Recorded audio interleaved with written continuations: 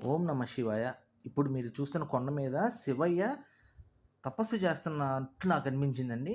ఇక్కడ మీరు ఒక్కసారి ఈ వీడియో క్లియర్‌గా అబ్జర్వ్ చేయండి. చెట్టు కింద మౌన ఋషిలాగా శివయ్య ఆ విగ్రహాన్ని చూసాం. మేము మామిడికాయల తోట ఒకటి కొండ మధ్యలో లిజు తీసుకున్నామండి.